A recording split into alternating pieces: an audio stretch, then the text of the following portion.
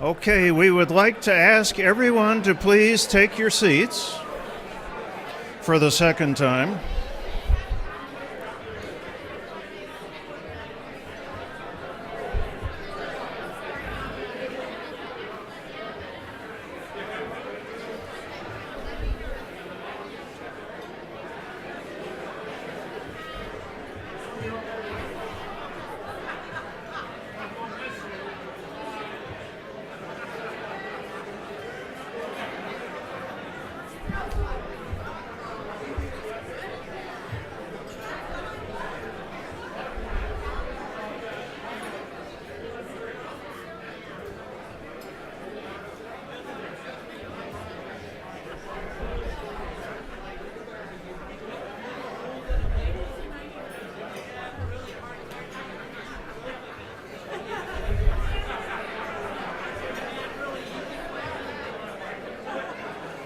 If we could please all take our seats, otherwise this is going to be a really long evening. It probably will be anyway.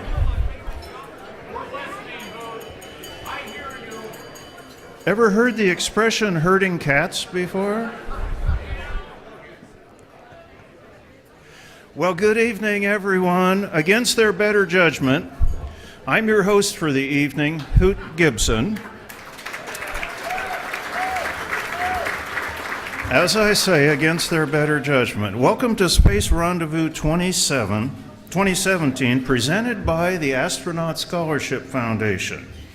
As we close out this amazing weekend of events, we're going to hear from a great panel tonight on lessons we've learned from the past and what it projects for us for the future, and how we can improve space exploration in the future.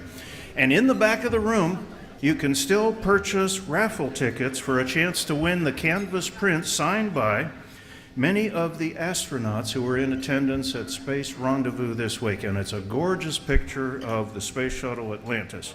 And we are going to hear from 4 of our space explorers about their experiences in the past and what that can help us with, what that can project for us in the future.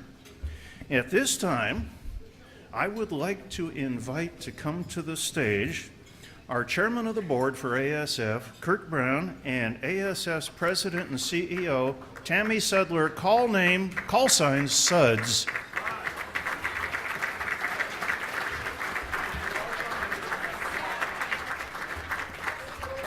Hello, sir. I'm in trouble already. I can't wait to tell. Welcome to the stage. I can't wait to tell Dick Gordon about this. So where are we? That's you. Yeah, yep. Okay. This is our first rodeo together, so bear with us. Okay, so I can be like Hoot, okay? I don't need them, but I want to be like Hoot.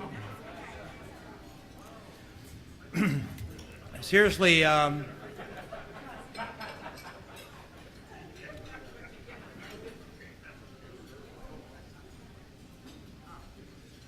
this year has been a very difficult year for the Astronaut Scholarship Foundation family, and we are very saddened by the loss of our fellow astronauts. We would like to take a moment to remember these awesome heroes. John Glenn, a pioneering astronaut and founder, or one of the founders of the Astronaut Scholarship Foundation, an awesome crew member, and a dear personal friend.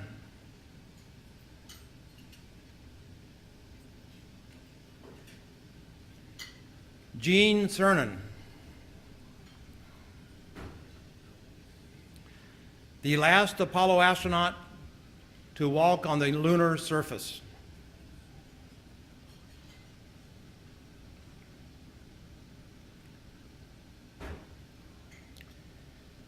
Piers Sellers.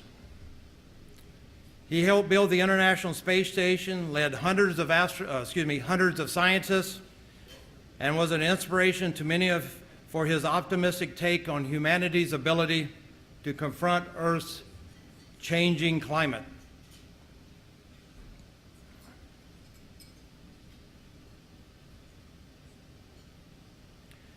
Paul Weitz. Defying the laws of gravity and age by returning from retirement to command the maiden voyage of the Space Shuttle Challenger in 1983, he proved that 51 was just a number.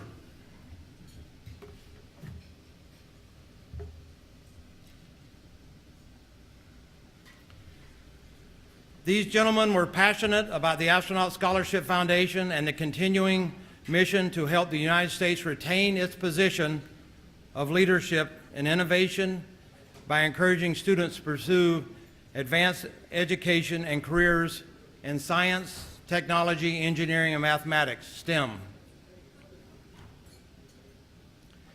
As we celebrate tonight, I'm very, very sure that their spirits live on among us. Let's take a moment of silence in remembrance of these awesome heroes.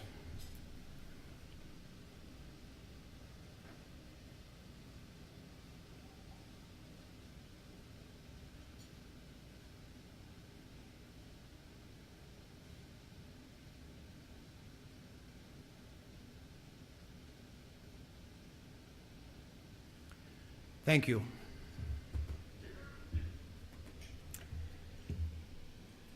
So on that note, what a gathering we have here tonight. We've got astronauts, our scholars, our corporate partners, and supporters all brought together for one mission. Welcome. We are joined tonight by a number of our beloved astronaut children. Would you please stand and rise for recognition, please? Not astronauts, children.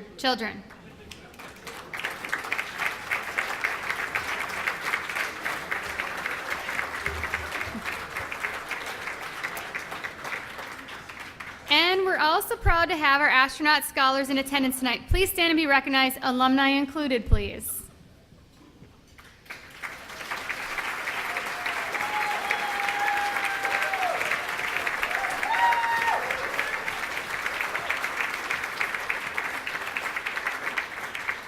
And I would just like to add to that these scholars, they're the next generation to achieve greatness. They follow in the footsteps of all of our American heroes, and they are great today and will continue to be even greater as they go forward. So thank you all for supporting them as we continue on this journey together. I'd also like to thank our board of directors and trustees. Please stand to be recognized. We are grateful for all of your leadership and dedication.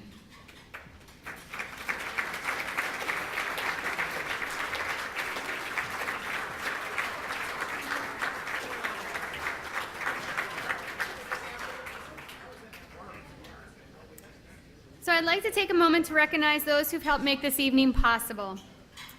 We've been hosted as part of this by Delaware North Companies and Kennedy Space Center Visitor Complex. They are also our corporate partner throughout the entire year, so we would like to recognize them for their support. We'd also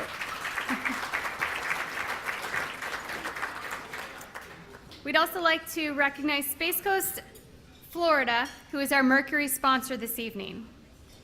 We have ACOM.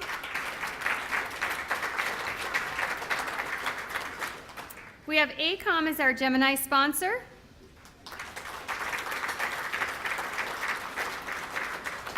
For those of you who enjoyed a cocktail or two, we had Lockheed Martin be our restaurant or our reception sponsor.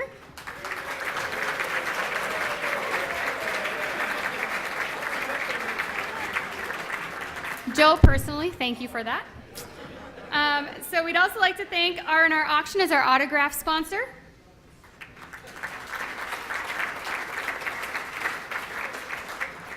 Our event photographer is Steven Torres, but I'd also like to give a shout out to our other photographer that is here tonight. Oh gosh. Norm, I wanted to call him something else. I don't know why. Norm, could you please stand and get a round of recognition for that? Norm is over there, and he has been taking our photographs for years as well. And Norm, I am so sorry. That's all Joe's fault. And also our in-kind sponsor, the Clever Cookie.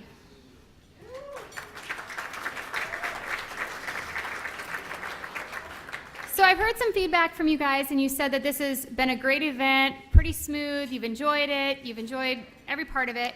And with that, it would not have gone as smoothly as it has without our volunteer workforce tonight. So I would like to thank all of our volunteers who've been here throughout the weekend helping us. Thank you so much.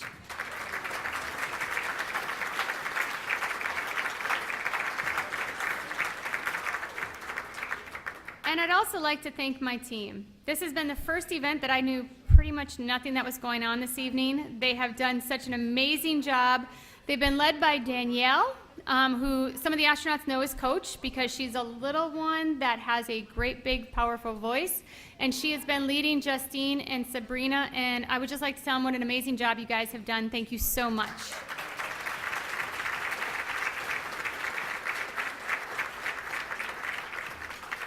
And last but not least, the Astronaut Scholarship Foundation would not be successful without the financial support of every one of you who've come to this year over year, or if this is your first year, for coming tonight.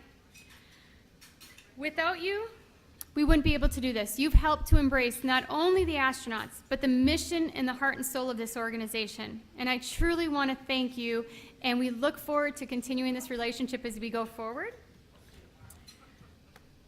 Who was that saying that? We'll see you tomorrow. We thank all of you for your support this weekend, this evening, and year-round. It helps us to be able to support our young minds that hold the key to unlocking our nation's future. And so with that, I'm going to ask you to please enjoy your dinner, and we will talk again later. Thanks.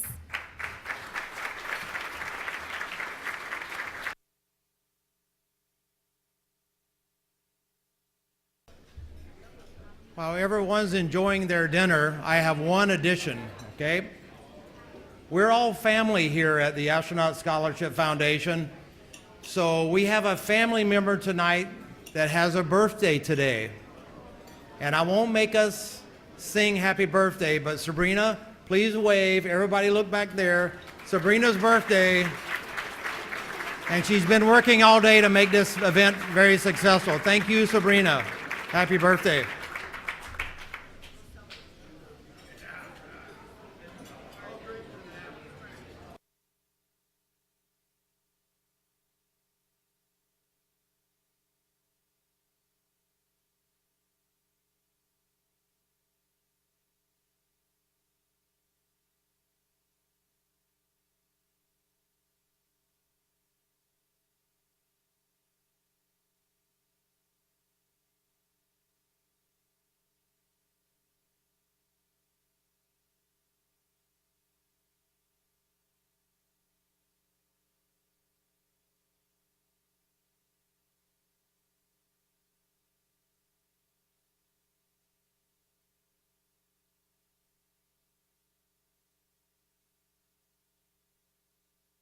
Minutes before we bring our panel up here, but if you are yet to purchase your raffle tickets for the Canvas raffle print, there's still about 15 minutes left to see Stephanie back here in the corner and get your tickets for the raffle. The raffle prize is this gorgeous canvas print by Turbo Fox Photography. Thank you, Turbo Fox Photography, for our print for this evening, signed by all the astronauts and very special guests that are here tonight.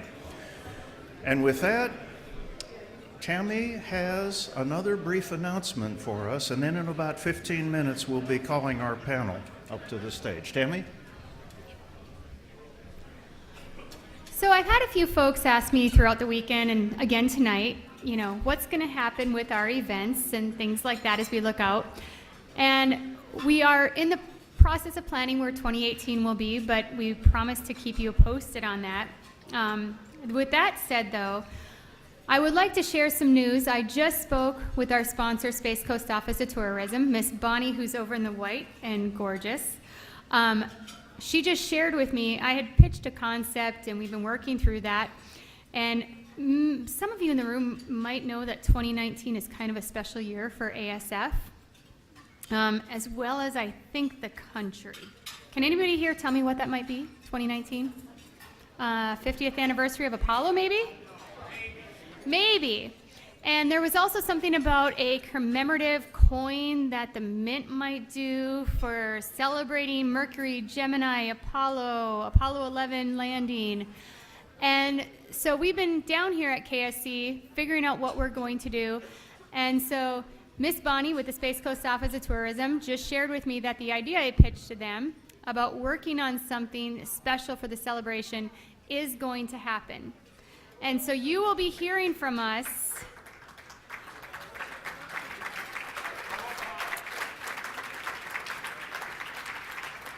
So 2018 we'll have Space Rendezvous and we'll be working on that. But the big thing I want to say is that we are going to be celebrating Apollo. That's our campaign, and that will start in 2018. And in 2019, that is going to be the whole theme and drive for the Space Coast Office of Tourism for here on the Space Coast. So please look forward to 2019, planning that you are going to spend several months out here on the Space Coast with us. And we couldn't be more grateful for our partner coming through to make this concept happen. So thank you guys so much.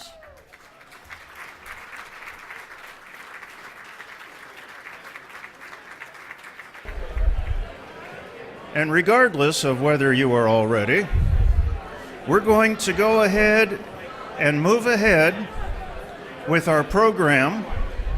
But first of all, we're going to go ahead and select the winning ticket for the raffle. And it's your ticket? Okay, we're going to go ahead and select the winning ticket for the raffle.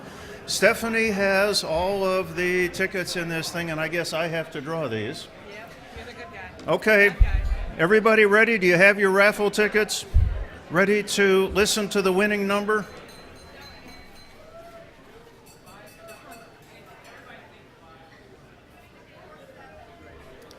Okay, I have picked a winning raffle ticket. Oh my gosh, it's my number. No, okay, it isn't. It is not. Okay, here's the number, 980-4905. 980-4905. Let me check your ticket. Excellent. I owe you $20. Thank you. All right, it paid off. Congratulations.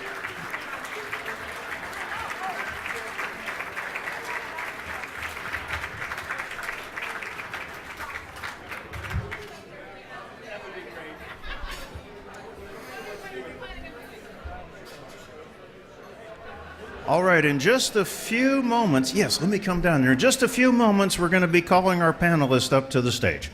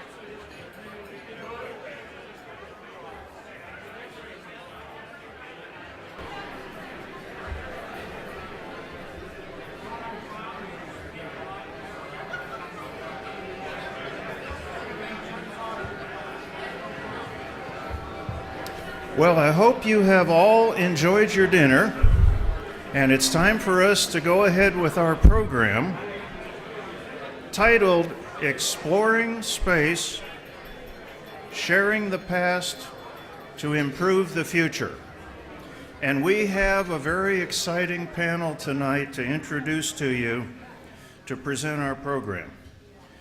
Thousands of people have been working around the world for decades trying to answer some basic questions. What's out there? How do we get there? What will we find? What can we learn? What will we learn just by trying to get there? that will make life better here on Earth. So a lot of things that our space program has accomplished. NASA has led the majority of the United States space exploration effort. The Apollo moon landing missions, the Skylab space station, space shuttle missions. Currently, NASA is supporting the International Space Station and overseeing the development of the Orion multi-purpose crew vehicle, the Space Launch System, and the commercial crew vehicles as well. Tonight, we're going to hear from a group of astronauts who have put together the past and have built the program that we have today, exploring, assisting researchers, scientists, and engineers to shape the industry that we know as our space program. Our first panelist for this evening, he flew on Apollo 9 as the lunar module pilot. He was the first person ever to step outside a spacecraft without a life support umbilical. He served as the backup commander of the first Skylab mission. He has received NASA's Exceptional Service Medal for his leading role in saving the Skylab after the thermal shield and meteor bumper ripped off during launch. Ladies and gentlemen, please welcome Rusty Schweikert.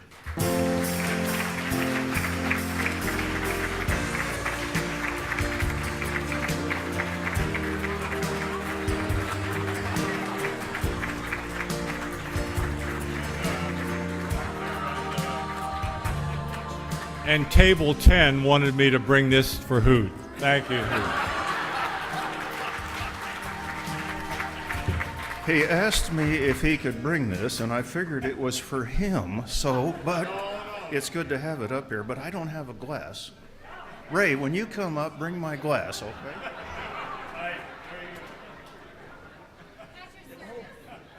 Thank you. So it's... Our second panelist, he was the command module pilot of the 1975 Apollo-Soyuz test project, the first link-up in orbit between spacecraft of the United States and the Soviet Union. He later commanded 3 space shuttle missions. How about a big round of applause for my mission commander, Vance Brandt.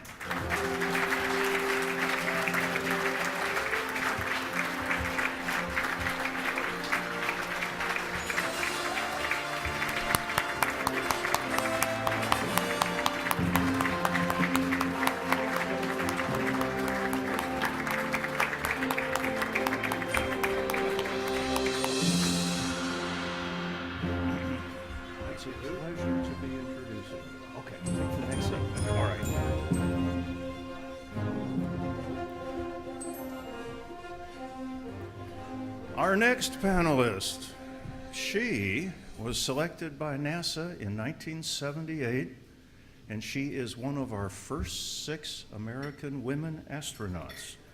She became an astronaut, officially an astronaut, in 1979, and she's a 3-flight veteran, and she performed numerous scientific and medical experiments within space. Please welcome Ray Seddon to the stage.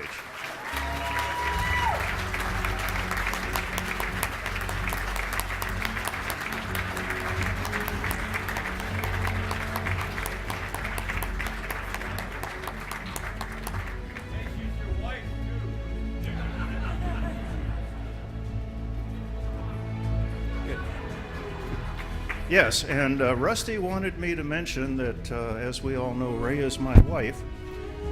And you know the difference between your wife and a terrorist? You can negotiate with a terrorist.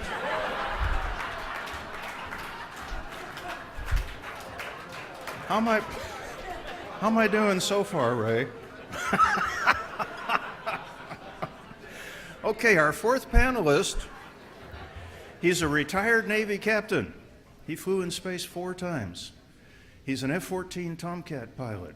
He has the world's most famous finger because he was one of the pilots for the filming of the movie Top Gun, and it was his finger that we see in the movie. Please welcome Scooter, Scott Altman.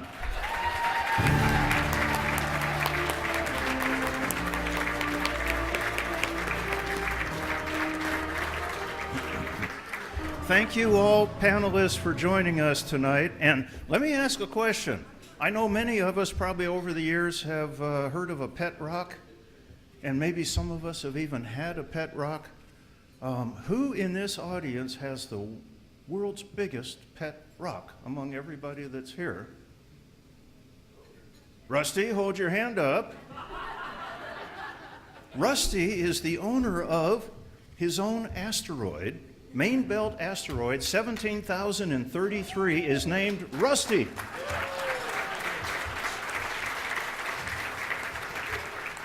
So Rusty has the world's...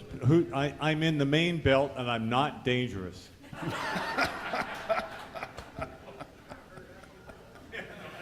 right, Iceman. You are dangerous.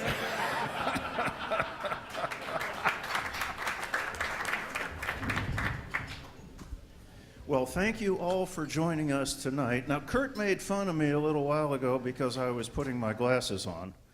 And Kurt was my pilot, and I took him to space on his first mission. And I thought I taught him 3 things in the course of being my co-pilot. And the first one was that he was supposed to say, "Oh, yes, sir, it's hard for me to read the small print, too."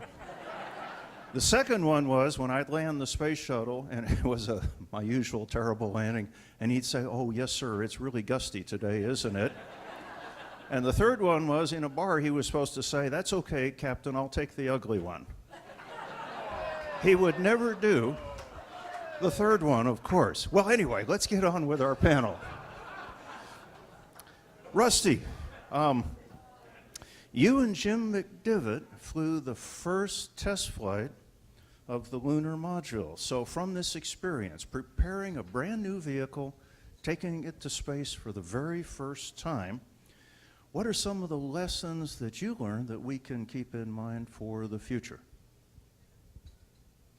Well, I knew this question was coming. By the way, I hope we get to the questions, that is, that get more to, where are we headed and all that kind of stuff. This is because the past is irrevocable. It's there, But they gave me this crummy I script. know.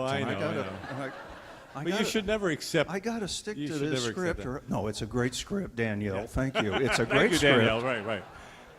But let me deal with that question seriously. It is an interesting reality as I got thinking about the question. The thing which really differentiates the experience that I had in particular compared with the experience people are having today is that we were not handed a spacecraft to learn to fly that essentially was already built. Now, I'm sure the guys and gals today are handed experiments and things like that where not only is it something new to learn, but they also may actually shape it. But in our day, back in Apollo and Gemini and Mercury for that matter, the first 3 or 4 groups, we were as much a part of designing the spacecraft as we were flying it. And so in the case, for example, of the lunar module, where, of course, I was the first lunar module pilot, Grumman aircraft, or Grumman Aviation, had never, I think, I'm not sure of that, but I think they'd never even built a satellite before, let alone a satellite that was supposed to handle human beings, and more than that, land on another cosmic body. I mean, how do you win a contract like that? And what do you do when you do, right? So we were, Jim McDivitt and I spent a lot of time as the first crew that was going to fly the lunar module up there with the guys who had designed it or were even still designing it. And we were their closest thing to reality. I mean, these guys are actually going to put their bodies in this thing, and it's got to work. So we were really very much a part of the design. And I think the thing that we saw then, especially Jim and I seeing this at Grumman, because we had already spent a good bit of time at North American Aviation, later to become Rockwell, et cetera, with the command module. And of course, Rockwell was a bit more experienced.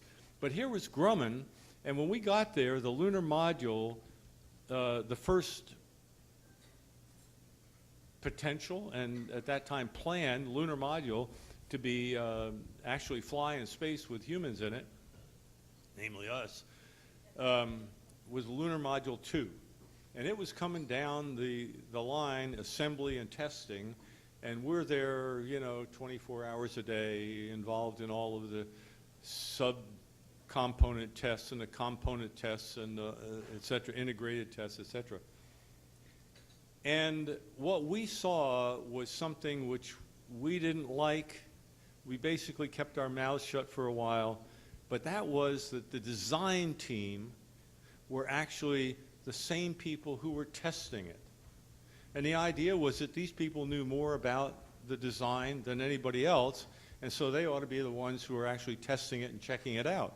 Well, the reality is they were invested in their design. And so during the checkout, when something wasn't working right, it wasn't the design. It was the wiring or the subcomponent or the subunit, that was a problem or something like that.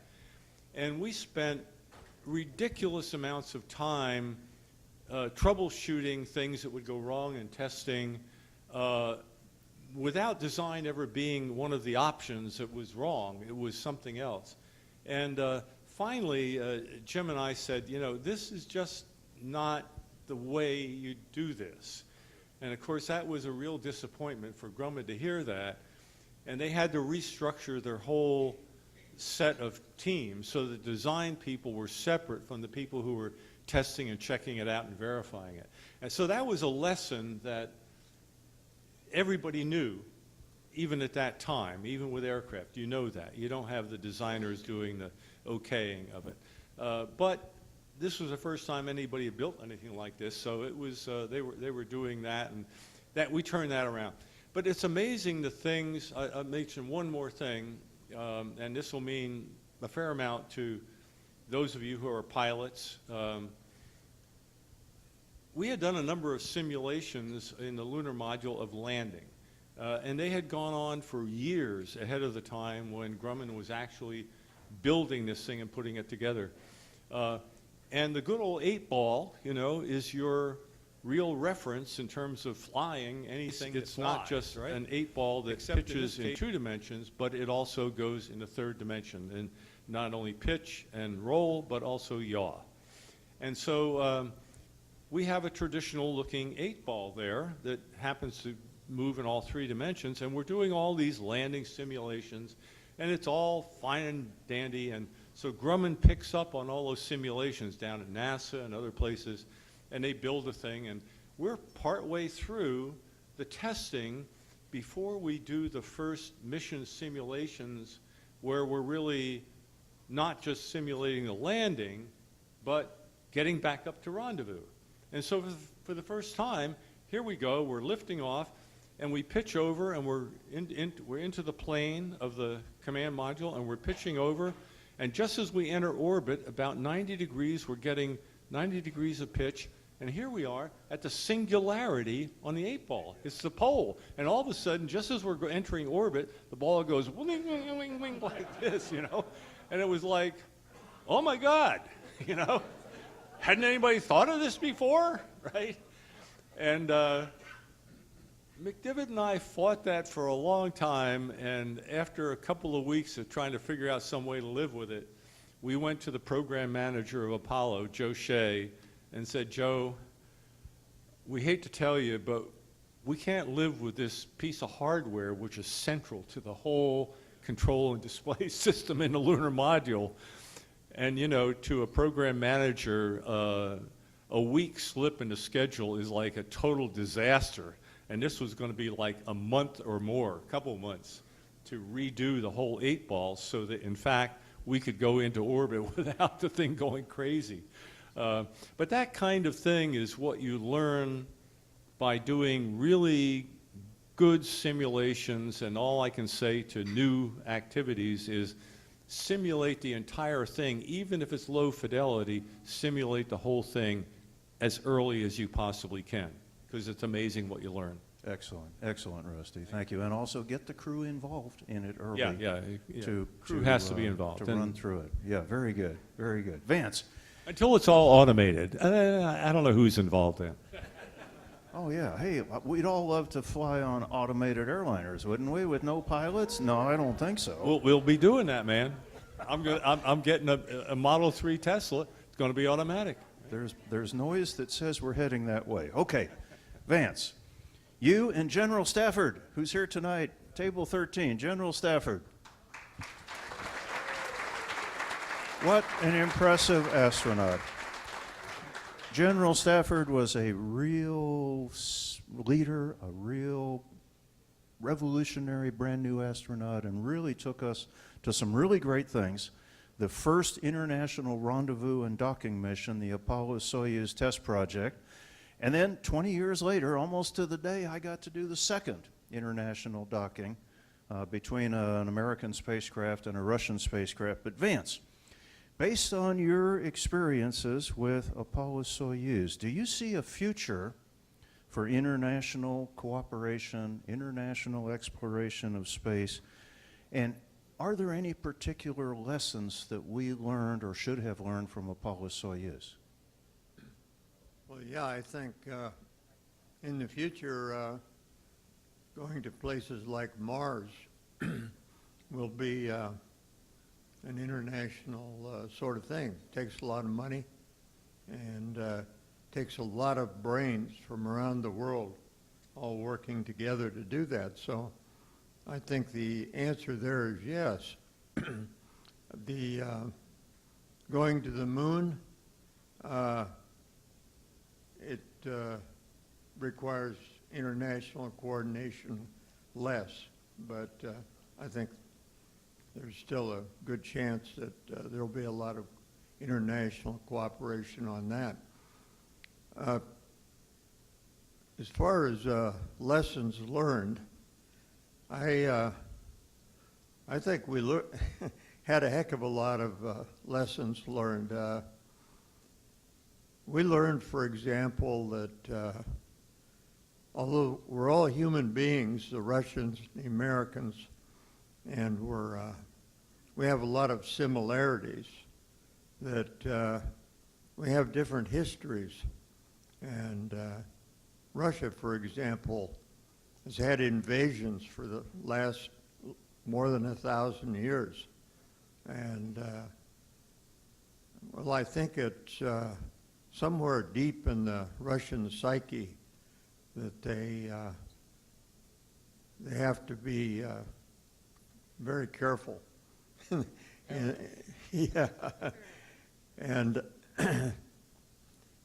I don't think they've had any experience to speak of with democracy.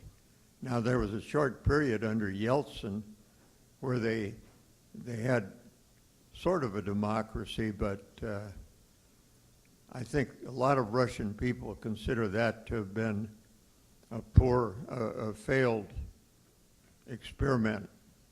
So they don't take quickly to democracy. I remember I was at somebody's house, and one of our crewmen, Russian crewmen, and I were having a drink and talking, and it was during the time that the Berlin Wall and the Iron Curtain was coming down.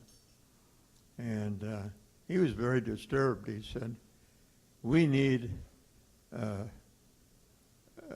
another strong man."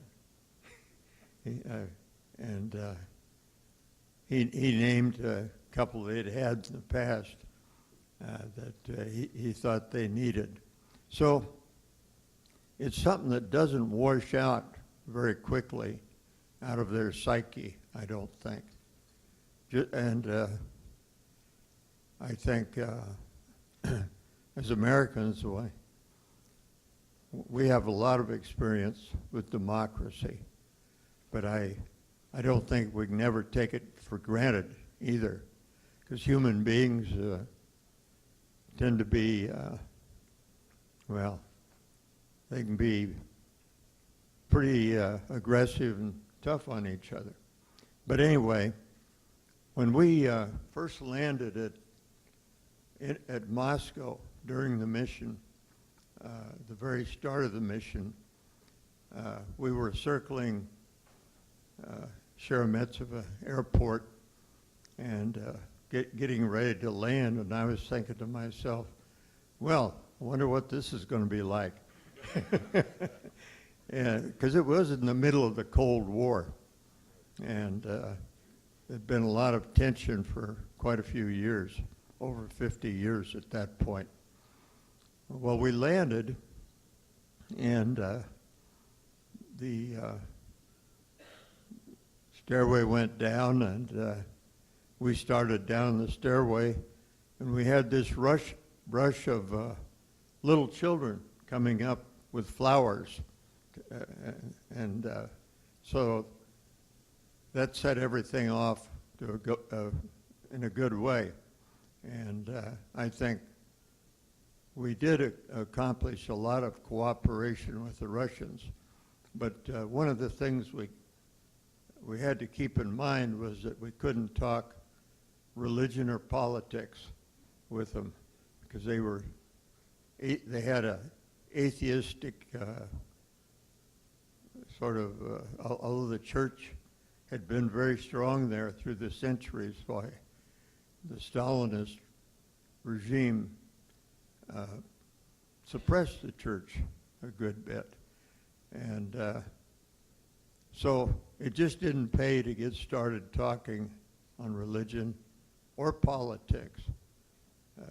They had a completely different system which emphasized atheism and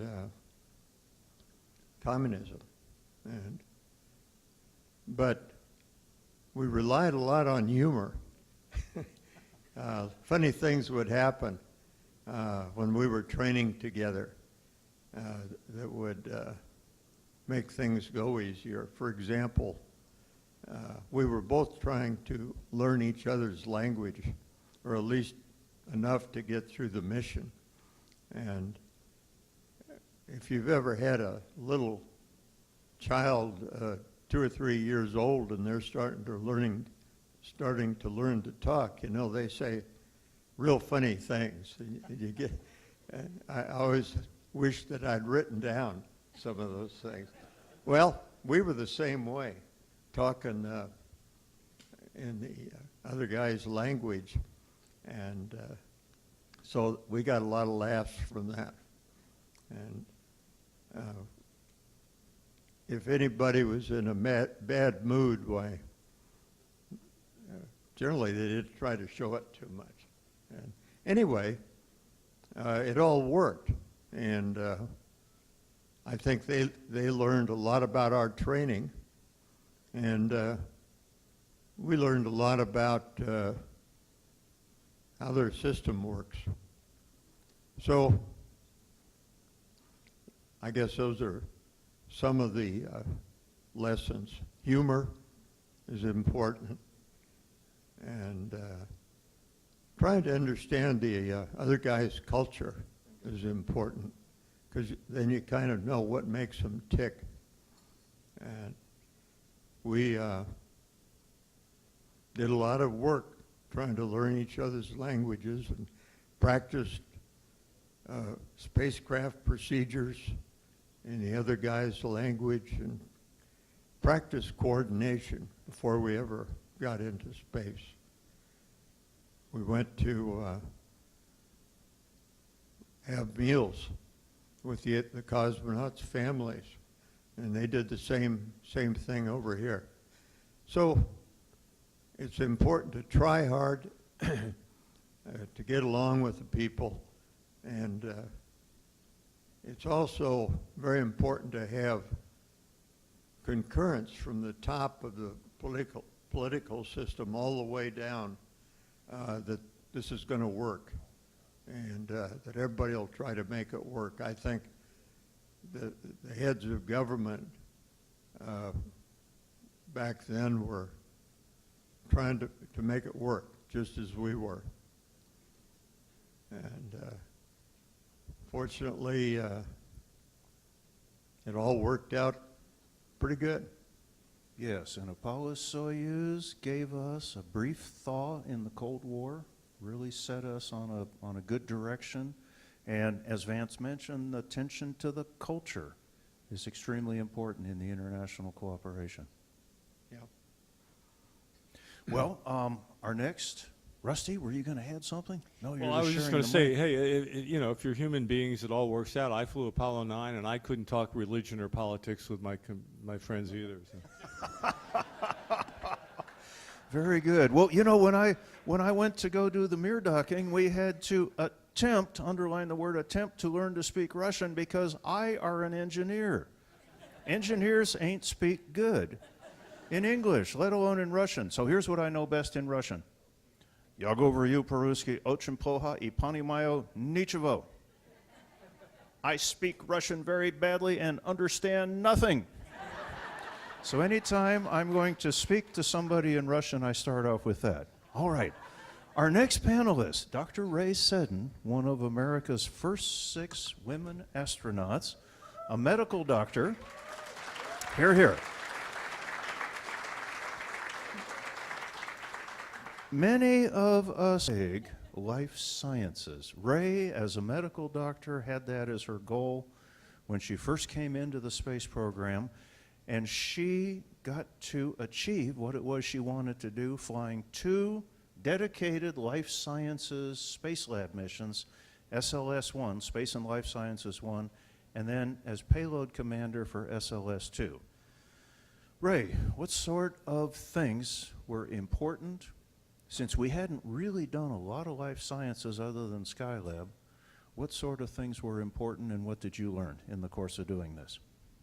Well, you know, the unique opportunities that we had in space of being weightless for a prolonged period of time and having access to a vacuum were the sorts of things that scientists just opened up new worlds to every scientist that could think of, what would I do with a vacuum? What would I do if things were weightless? What materials could we combine? Even being the distance from Earth that we were, and being able to look out the window and look at the geology of Earth, the oceanography as it went by. So I think a lot of scientists were very interested in what could we use space for now that we had the space shuttle, which gave us the opportunity to have scientists on board, to have plenty of volume to put science experiments. And so there were many, many things proposed for the space shuttle when I got there. And for me, I think the scientists that came on board had kind of a responsibility to oversee the science that they knew something about. Scientists were told that we can't guarantee, for instance, that there will be a life scientist on the life sciences mission. But if you look at the way things worked out, the scientists who knew something about what was going to go on the flight were usually put on those dedicated flights. And you know, for me as a life scientist, I think that there were a couple of different kinds of life science that were put on board. Number one, what were the operational issues that had to be addressed with the humans on board? Not the engineering part, but what about the humans? And what were the sorts of things that would keep them from being able to perform their duties in space? And we were beginning to see some things early on in the shuttles, like motion sickness. We discovered that people were more prone to have kidney stones in space. And for those of you who've ever had a kidney stone, you know that can be totally debilitating. We had some problems with people coming back from space and having difficulty standing up and maintaining their blood pressure. So these were the sorts of things that I think worried the people about, you know, what do we do for astronauts and their performance in space? And so that was one type of studies that were done, and we were asked to participate in those. not a lot of people were interested in doing that, but I think that if you look at the participation rate of astronauts, we volunteered for an awful lot of things that may have been uncomfortable, but it was providing the information that would help our fellow space travelers in the future, particularly in long-duration flights going to the moon and Mars. The second sort of thing were pure science. People wanted to know, why do those things happen? And are there things that we can't observe in people, but that may keep us from staying in space longer? And those were the sorts of things that the space labs were designed to do. And so scientists from all over the world would propose experiments to understand things like the heart function, what happens to the calcium when you're no longer putting weight on your bones, what happens to the muscles when you're flying everywhere and you're not using your muscles. What are the things that we can study in astronauts?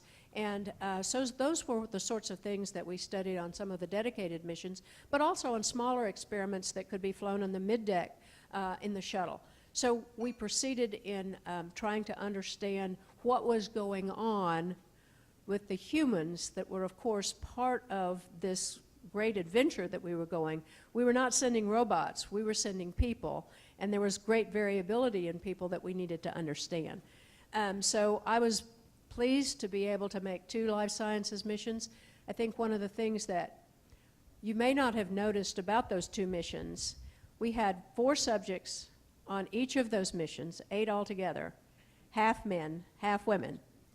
So there was always this concern that perhaps women adapted to weightlessness less well than men. We had certainly the Skylab data that showed, data on men. But could you say the same thing about women? And so it was wonderful to come back and look at that data and to be able to show that women and men adapt in the same way. There's no difference. And so I think that's one of the important things that people don't think about, but we've looked at it and we've pretty much proved it, at least with a small population. So there's no longer any argument about whether we should fly women or not.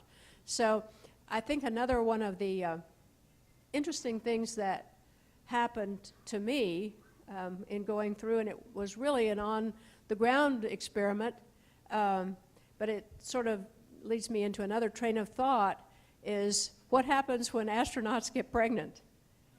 And, it works just fine. And all of the babies that have been born to Kathy Thornton and me and all of our other friends who had children along the way after space flight, they're all wonderful, normal, even maybe super normal kids. Hoot and I had 3 of them that are called astro-tots, and those are children born to 2 astronauts. So that's a very, very unique population, but they're all good kids, and they've turned out beautifully. But NASA also does something called the longitudinal study of astronaut health. And most of us participate in that. We go back to NASA every year for a physical exam. So they're looking at the long-term effects of weightlessness or of being in space, the radiation environment that's there. And so I can say that they haven't really found anything significant thus far, but it's good to know that NASA's interested in proving that there's nothing that they're going to need to worry about, at least in the duration of the missions that we've had thus far, and it's good to know that they're keeping an eye on us. Very good. Thank you, Ray. Thank you, Ray. Okay, well, our 4th panelist, Scooter, this question wasn't in the script, but as a Navy fighter pilot, is there a limit to how much alcohol you can consume? I already know the answer. It's got to be out there, but we haven't found it yet. Excellent. Scooter, you did the final Hubble Space Telescope servicing mission. This was going to be the last one that the shuttle went to. This is our last chance. There were procedures, techniques, things that you had to develop, that you guys had to do. Take us through some of that. Well, it really was a slightly different feeling. For all our other missions, you'd always say, hey, don't worry, if you don't get this done this time, they'll do it next time. We know there was no next time. So we got a lot of encouragement before the flight that said, hey, don't worry too much, try to do your best. But Charlie Bolden was our independent review team lead, and he told me, Scooter, there's no way you're going to get everything done, so just be willing to accept failure and deal with it. So I was like, well, Charlie, that's not very motivating. But it was interesting looking at that flight and the fact that we were the only flight that did not go to space station after the Columbia accident. And the whole concept of ops prior to that had been safe haven. Go to station, stay there. If your shuttle's not ready to come home, wait for somebody to come get you.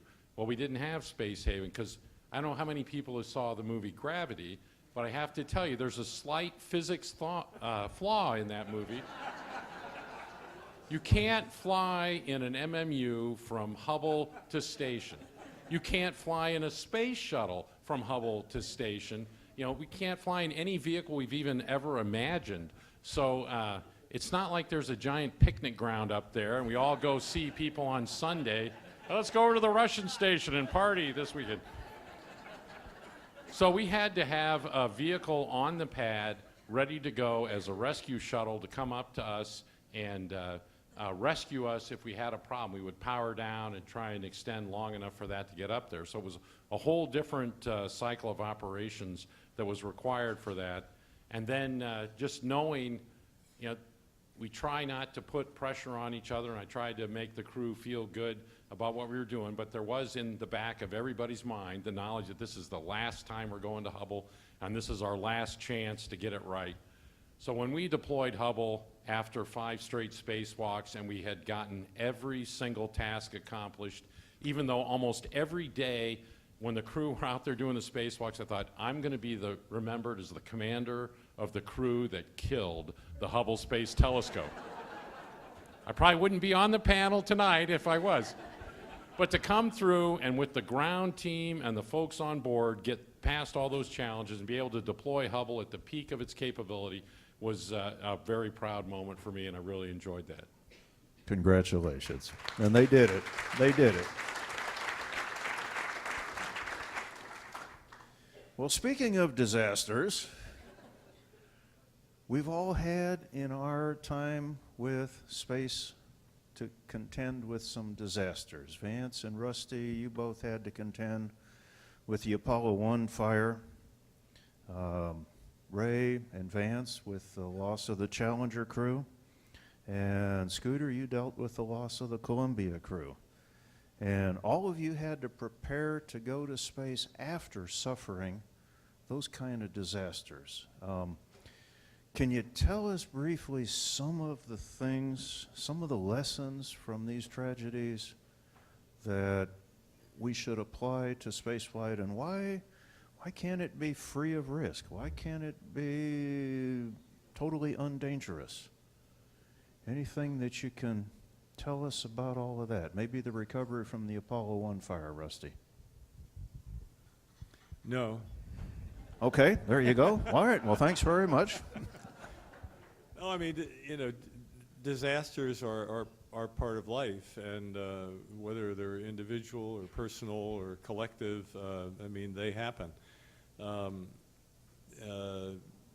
know, the beauty of biology is that, in fact, there are failures as well as rip-roaring, amazing successes.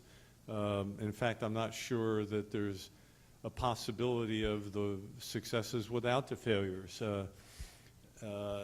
I think all of us in the program from the very beginning understood very, very well that progress and risk are inextricably tied together. If we're going to do incredible things, we're going to be taking risks, and we all did that willingly. That's part of exploration. It's intrinsic. So the real challenge is not so much the people who participate in these things. The real challenge is, more than anything else, in the people who authorize them or who okay them, who approve them, who fund them or whatever, because they're the ones who haven't put out a lot of risk, but they're the ones who often suffer the consequences in terms of not getting elected being a consequence. So the challenge, it seems to me, for really accepting and buying into making real progress, and especially rapid progress in anything, is to understand that there is real risk and there will be failure, and get away from the damn blame game. That's an important thing if you're going to keep leading anything. Get out of the blame game, get the problem solved, and move on. Very good. Thank you. Thank you, Rusty. Vance? Yeah, I say amen. Saw a big change in how we treated risk. Early in my career, a lot of airplanes were lost and people died, and they were terrible accidents and everything. And the armed forces, for example, took measures in the 60s and the 70s to minimize risk. I think that was all very good. We know how to treat risk avoidance in a sort of a statistical or scientific manner now. But the only thing I'm afraid is that we might become too risk averse, and that if we're going to keep doing big things like go to Mars, perhaps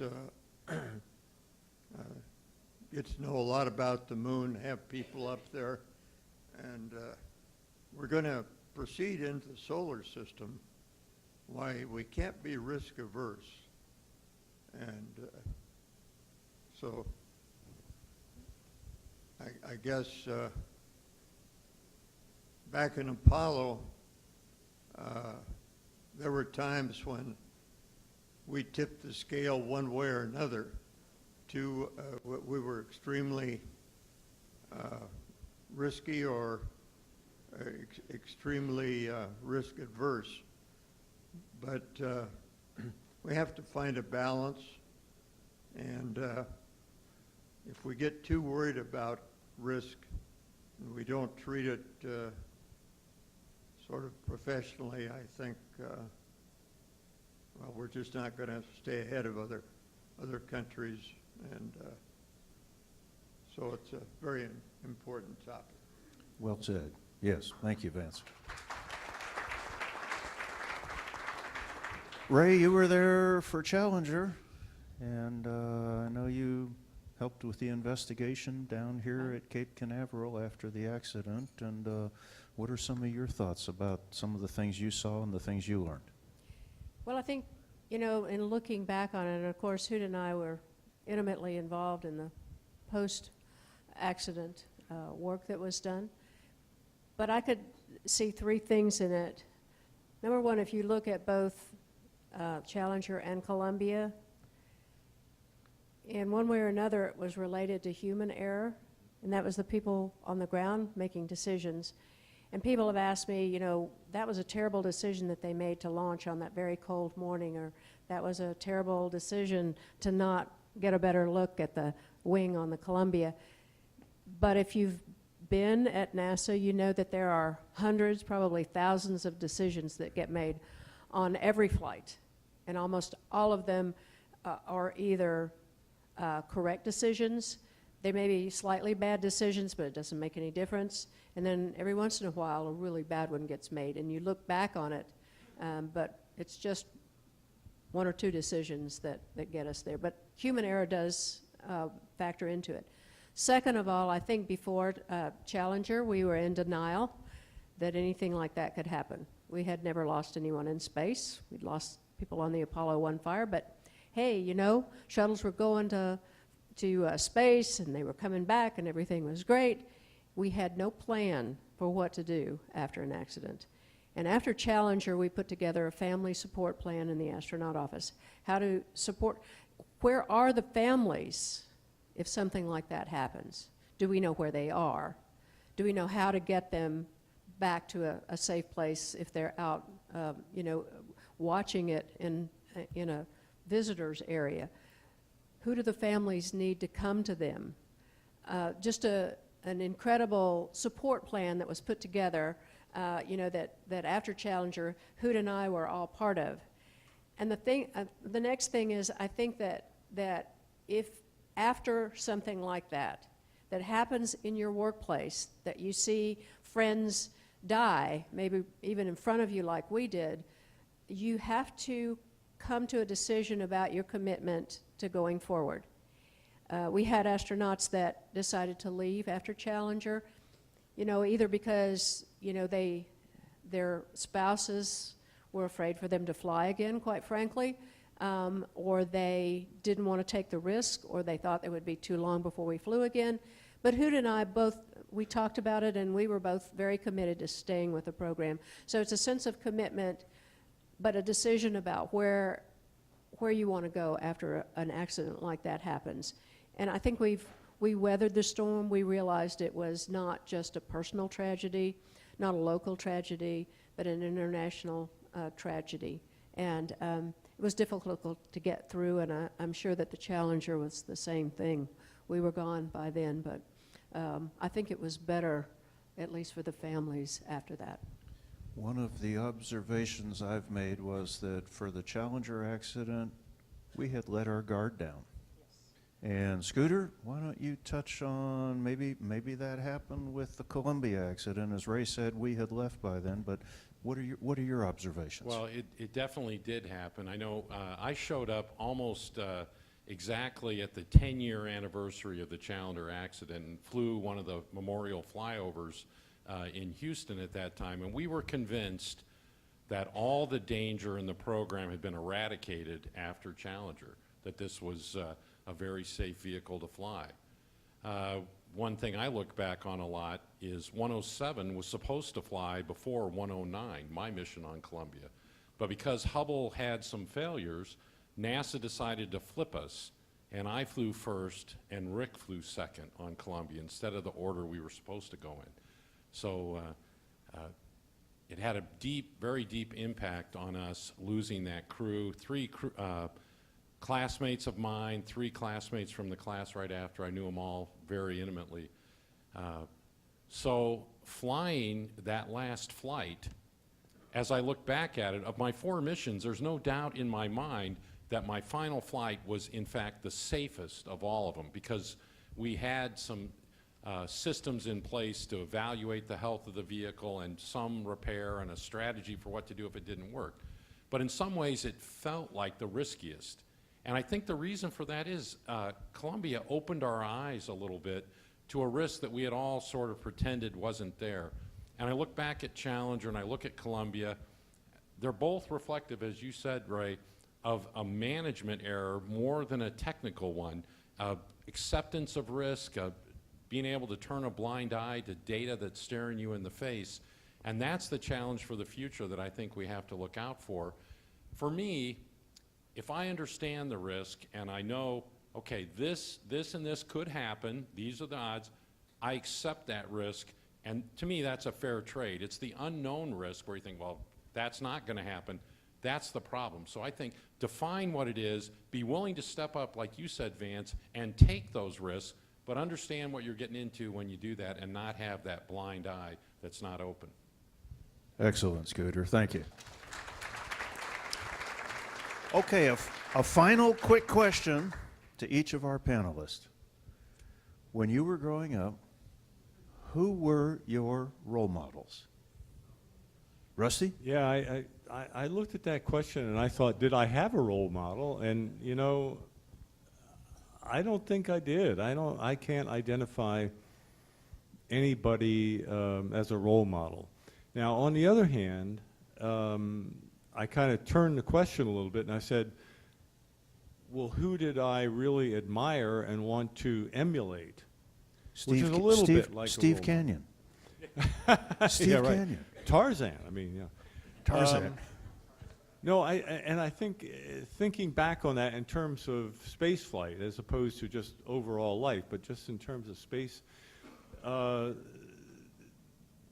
there are 2 people who come to mind, and I mean, I'm not just naming names, but I'm serious. Neil Armstrong is one. And Neil, Here, here. yeah, but don't clap because you don't know why I admire him. Neil, because almost every time that Neil was asked to think about something or to speak about something, and this was all through his life. Every time I ever saw Neil stand up and state any kind of a deep thought about anything, it was always amazing because he would approach almost any challenge of that kind, question someone asked him, anything else. He almost always approached it from outside the box. He would never give the answer you would have given or that you thought he would give. He looked at the question differently from the way in which you would think he would have looked at it. And then he would approach it from that direction. And it was always the most admirable, and it was always modest, you know, self-effacing, but very thoughtful, and thoughtful in a unique way. And I always tried to emulate that. It was always a thought that was a little deeper, a little different from what not that other people didn't add a lot, but Neil would always add a different component. And I thought that was just an admirable thing. The other guy who sort of fell into that category, but in a kind of spotty way, was Werner von Braun. Werner, he was kind of a buddy. We used to go hunting together and things like that. And Werner was amazing because he would, from time to time, just absolutely blow you away with his explanation of something or his presentation of something or his thoughts about something. And then the next time you were with him and he was in front of a big audience, he would totally bomb. I mean, completely fall on his face, you know? And you never knew which Werner was going to be there. It was amazing. And I remember one day, I thought this was going to be a complete disaster because he and I were both asked one day when I was down in Huntsville to speak to the National Association of Something Women's Group.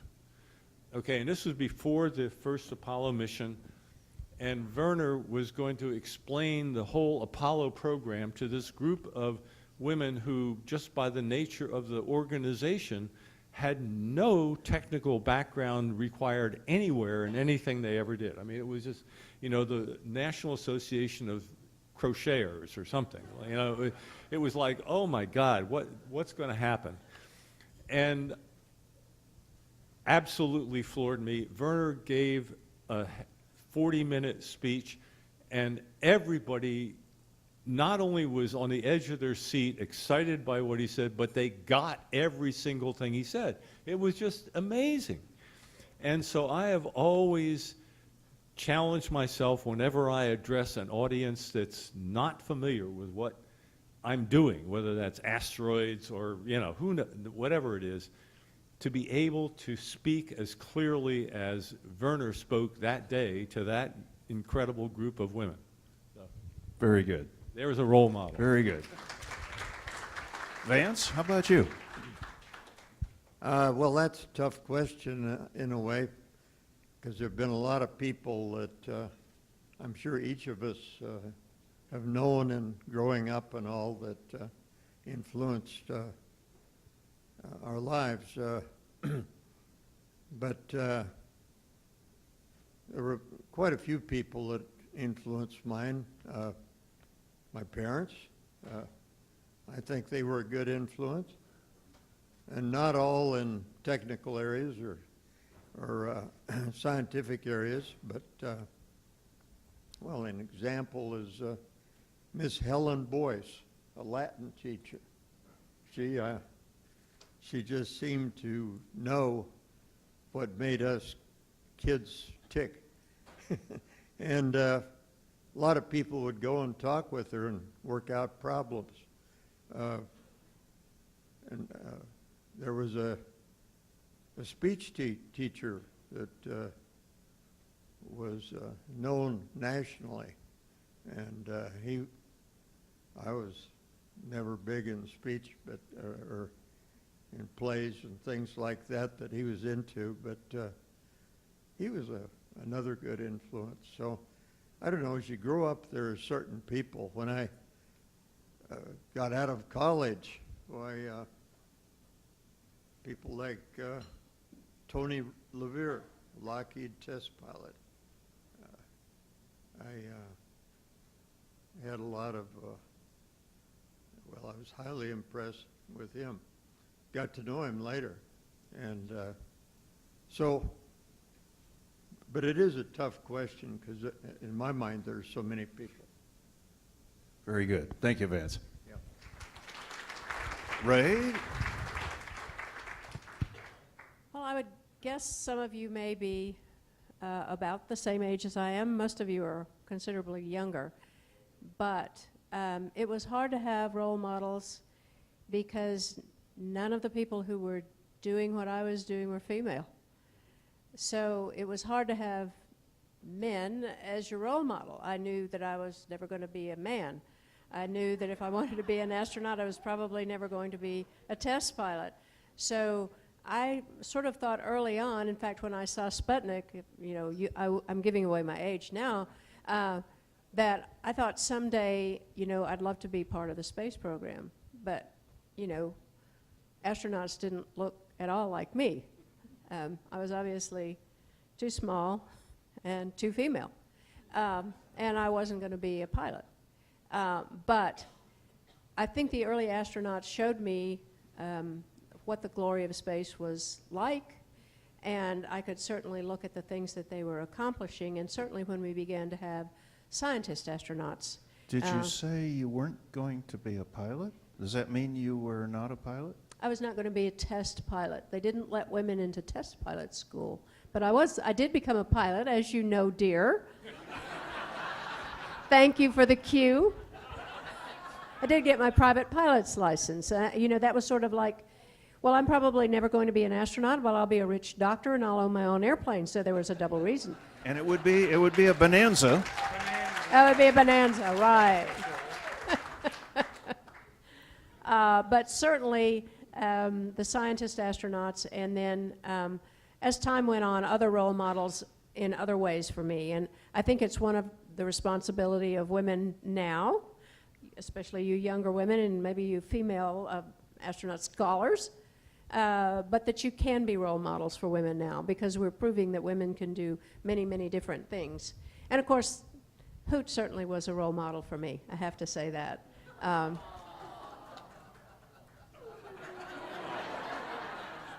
He did a great job of everything he did, and everybody that worked with him had a really good time. Tell them the names that some of your crews had. I don't know what you mean. There was, what about the thing with the pigs? I don't recall. Swine flight? Swine flight? Yeah. Oh, my third? I don't remember anything about that.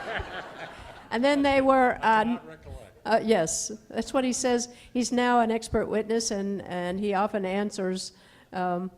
What's your answer when you don't want to say anything? Well, you cannot be prosecuted for perjury if you say, as I recall, blah, blah, blah, or to the best of my recollection, or as I remember it, blah, blah, blah. So you can lie like anything after that, and I've learned that over the years. Exactly, in dealing with your wife, yes. So you notice when she was asking me these questions, I said, well, I don't remember anything about that. So.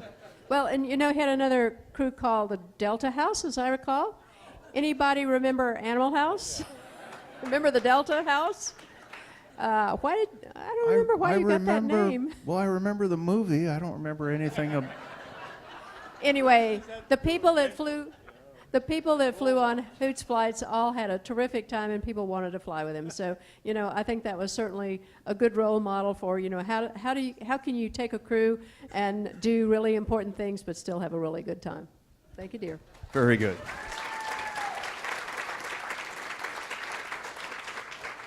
Scooter, I know you've got a lot from your Navy time as well as test pilot time and your mission commander time. Well, I grew up wanting to be a pilot from the time I was 3 years old. And my dream actually was to become a World War II fighter pilot. Not a great dream because it requires inventing a time machine as the first thing you do.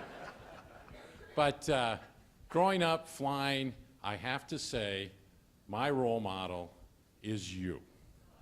Hoot Gibson, the ultimate astronaut, the guy I wanted to be like, flaming shots and all. So thank you for being an inspiration to the rest of us. Oh, golly, Scooter.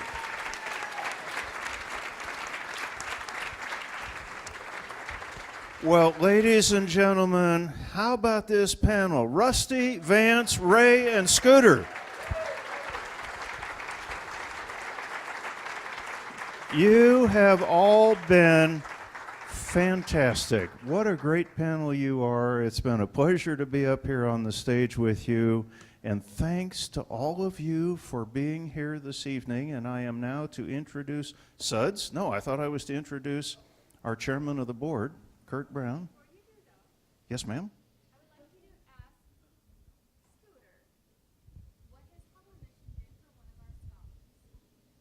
Ask him what his Hubble mission did for one of our scholars.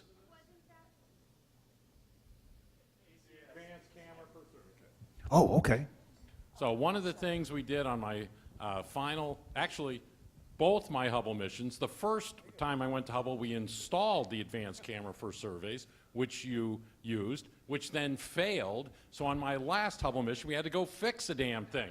So it's now functioning and still working and enabling us to unlock the mysteries of the universe. Thank you to our scholar for doing that. Well, once again, join me in one more round of applause for our panel tonight. Thank you so much. And now, our chairman of the board, my co-pilot, who would not do the things that I wanted him to say and do as my co-pilot, Kurt Brown.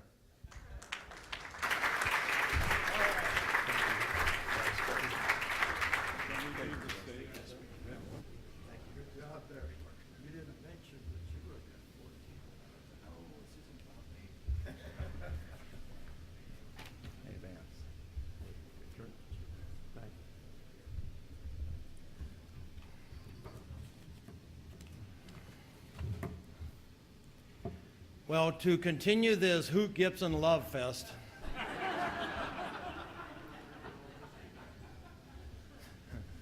Hoot, you've opened a door that you can never close.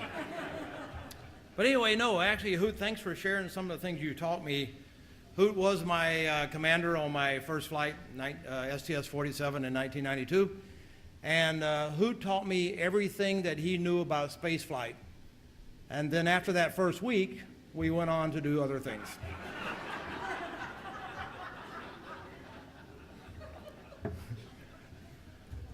I have to tell another Hoot story since we're doing a love fest here, but no, seriously, Hoot's a great commander. Like Ray said, we all have fun on Hoot's flights. We went to do a PR after one of our flights, and one of the students asked me a question: did I always want to be an astronaut?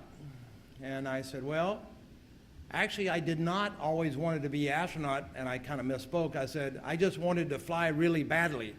And Hoot, why do I say, and he does, he flies really badly.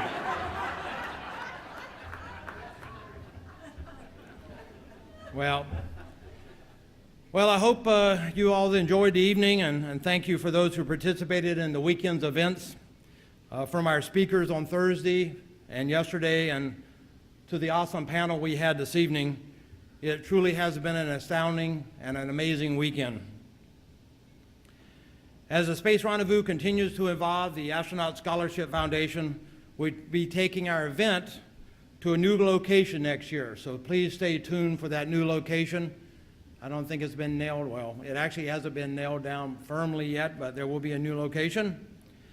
And we hope you can join us in continuing to benefit to our foundation and to its mission in supporting the astronaut scholars and their dreams of becoming the visionaries of tomorrow through their academic achievement in the science, technology, engineering, and mathematics fields.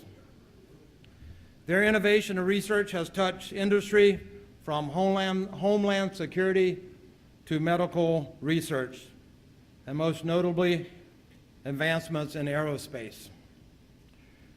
We hope to continue engagement with you and throughout the initiatives we have coming in the year and the years beyond.